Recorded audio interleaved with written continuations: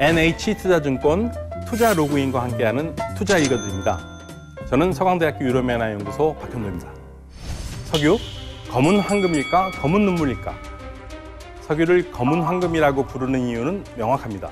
우리가 현재 석유가 없으면 살 수 없는 세상에 살고 있기 때문이죠. 검은 눈물이라고 불리는 이유는 역사를 피로 물들인 대다수 전쟁의 근원이 석유이기 때문입니다.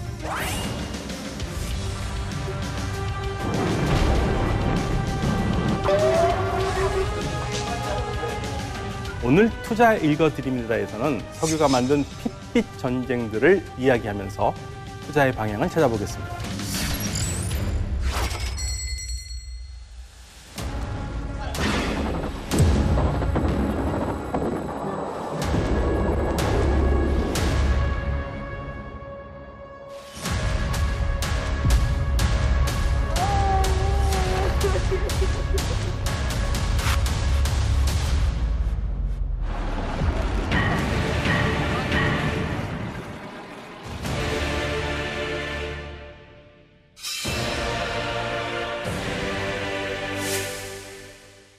바로 전쟁이죠.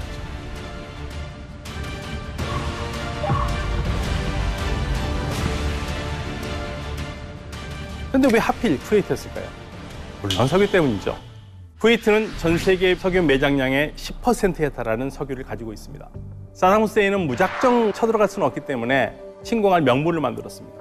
이라크와 쿠웨이트 국경에는 루마일라 유전이 있는데요.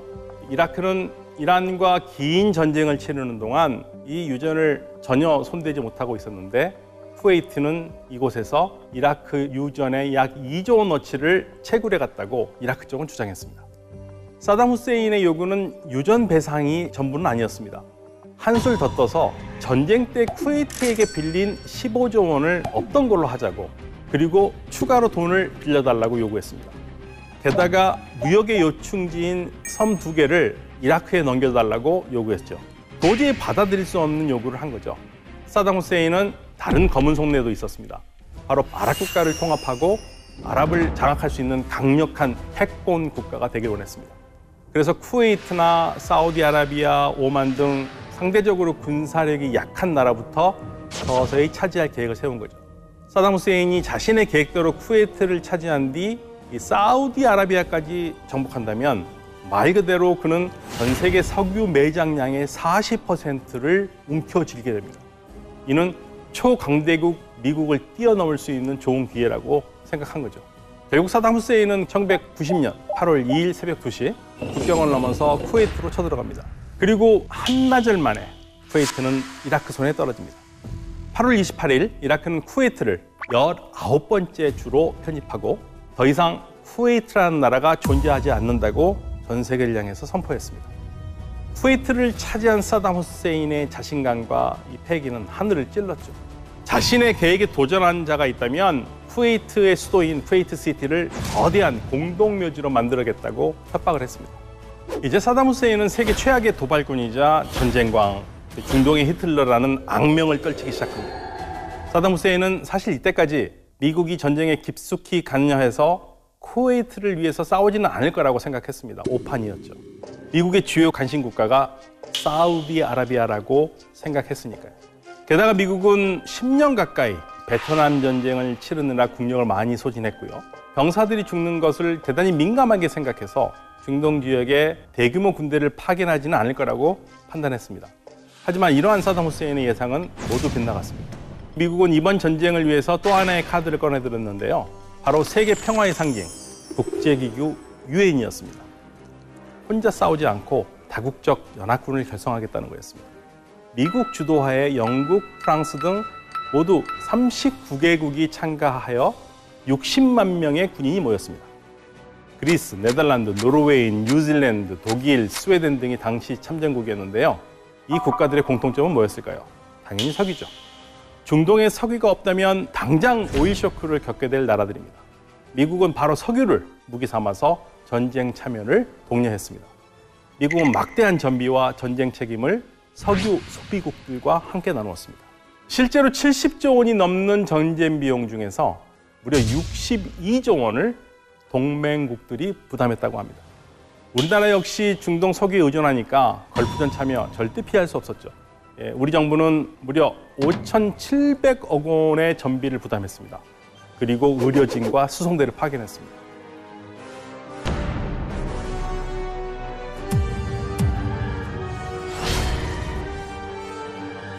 최후 통첩의 시간이 지나도 사담 후세인이 꿈쩍도 하지 않았습니다.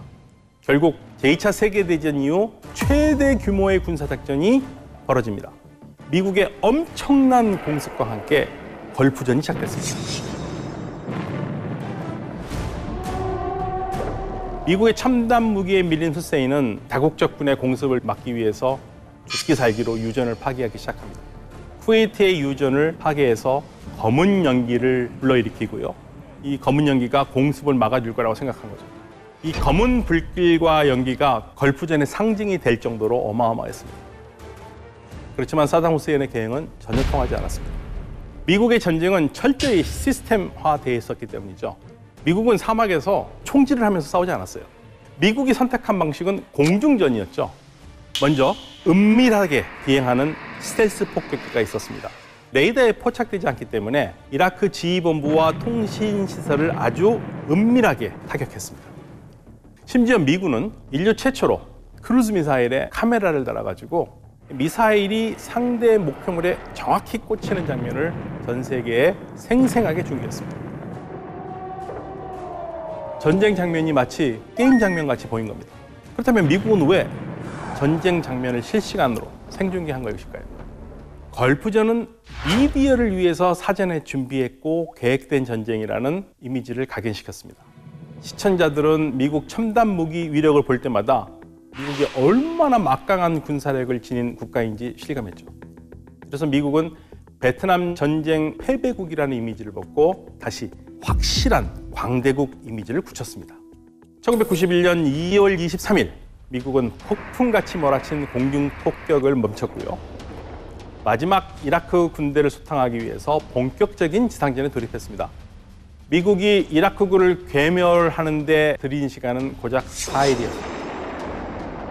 1991년 2월 28일 사담 후세인은 무조건 항복을 선언합니다. 이렇게 전쟁은 미국과 다국적군의 일방적인 승리로 끝났습니다. 20만 명의 이라크군이 목숨을 잃었고요. 미국 전사자는 150명도 되지 않았습니다. 미국이 전 세계를 끌어들여서 쿠웨이트를 지키려고 했던 진짜 속내는 뭐였을까요? 바로 석유죠. 미국은 걸프전으로 석유 자원이 집중된 중동, 더 구체적으로는 쿠웨이트와 사우디아라비아의 석유를 지키고 미국의 패권을 확고히 세우길 원한 것입니다. 이처럼 전 세계에 큰 충격을 안긴 걸프전은 결국 미국 승리로 마무리됩니다. 참전국들은 전쟁에서 패배한 사담 후세인을 몰아내야 한다고 했지만 미국은 적대적인 이란을 견제하기 위해 사담 후세인이 권력을 유지할 수 있도록 내버려둡니다.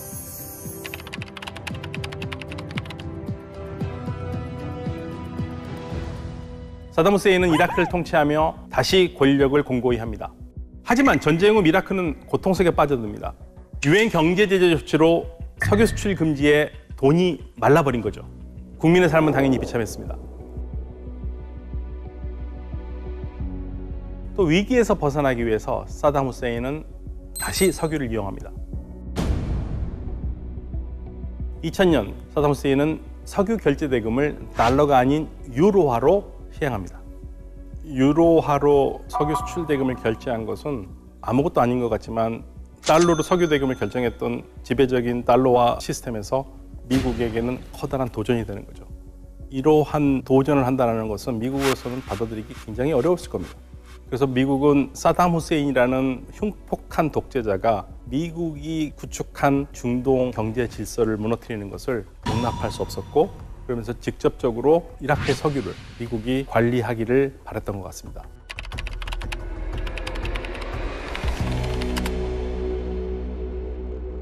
그러던 중 이라크가 대량 살상 무기를 보유하고 있다는 정보가 미국에 흘러들어옵니다. 이에 부시 대통령은 유엔 총회 연설에서 이라크가 대량 살상 무기를 즉각적으로 폐기하지 않을 경우 사담 후세인 정권을 축출하겠다고 선포했습니다.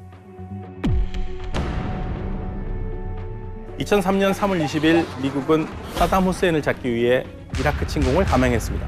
미국은 약 600명이 넘는 최정예 특수부대를 동원했는데요. 그렇지만 사담 후세인의 소재는 파악할 수 없었습니다. 그래서 미국은 현상금을 걸죠. 우리 돈으로 무려 280억 원에 달합니다. 이후 사담 후세인이 숨어 있다는 곳으로 특수부대를 파견해서 생포작전에 나서고요. 아무도 살고 있지 않은 농가마당에 악취를 풍기는 쓰레기 더미를 아주 수상하게 여긴 한 미군이요. 이곳을 뒤져 땅바닥에 있던 작은 뚜껑을 발견합니다. 인기척을 느낀 미군이 안에 사람이 누구냐라고 물었고 나는 사담 후세인이다라는 대답을 듣습니다. 궁지에 몰린 사담 후세인이 직접 정체를 밝히면서 생포된 거죠. 한 사람이 간신히 누울 정도로 작은 구덩이에 숨어 있었는데요. 이후 미군은 후세인이 혹시 가짜일 가능성까지 생각해서 유전자 검사까지 한 뒤에 전 세계에 사담 후세인 체포 소식을 알렸습니다. 3년 뒤인 2006년 11월 5일 사담 후세인은 재판장의 모습을 드러냈습니다. 사형 선고를 받고 2달 뒤 사형이 집행됩니다. 2003년 미국이 이라크를 침공했는데요. 대량 살상 무기는 사실 발견되지 않았죠. 왜 침공했는지는 여전히 의문으로 남습니다만 그 중에 하나는 석유 자원을 장악하기 위해서라는 설이 가장 강력하게 자리 잡고 있습니다. 24년간 잔혹한 독재 정치를 했던 사담 후세인도 결국 석유 전쟁에서 승기를 쥐지 못하며 비참한 최후를 맞이한 것입니다.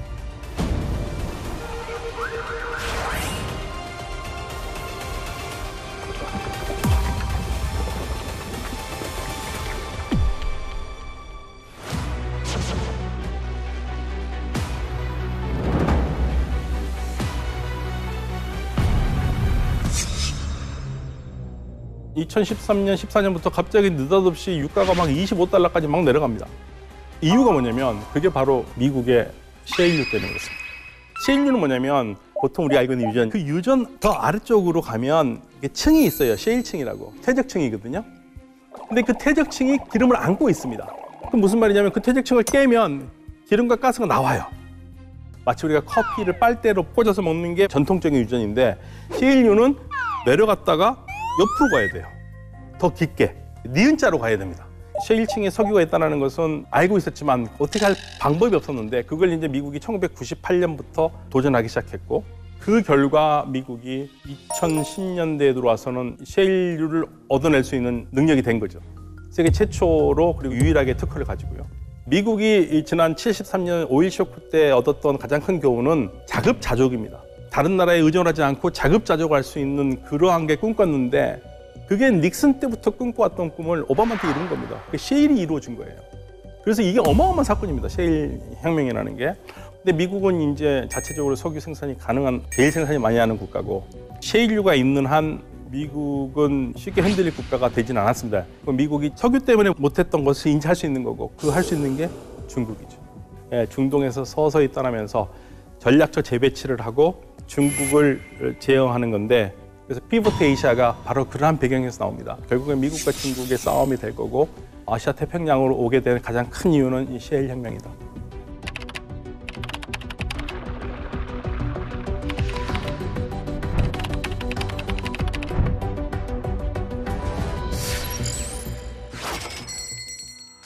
땅속의 검은 황금으로 불리는 석유가 물처럼 콸콸콸 쏟아져 나오는 나라를 우리는 동경했습니다. 그리고 우리나라가 그러한 산유국이면 얼마나 더 좋을까, 얼마나 더 막강한 나라가 되었을까라고 아쉬워했죠. 그러나 그런 나라가 아니었기 때문에 우리는 온갖 역경을 이겨내고자 더욱 노력했고 그 결과 대한민국은 2021년 개발도상국에서 선진국 대열에 당당히 올라섰습니다. 이처럼 우리는 천연 자원만이 황금이 아니라는 것을 알 수 있습니다. 황금 대신 황금알을 낳는 문화 콘텐츠를 만들었고 전 세계가 열광하고 있습니다. 일확천금 기의 땅으로 불리는 산유국, 기술과 노력만으로 우뚝 선 선진국, 이 두 나라의 역사를 통해 우리는 투자의 힌트를 조금이라도 얻을 수 있을 것입니다.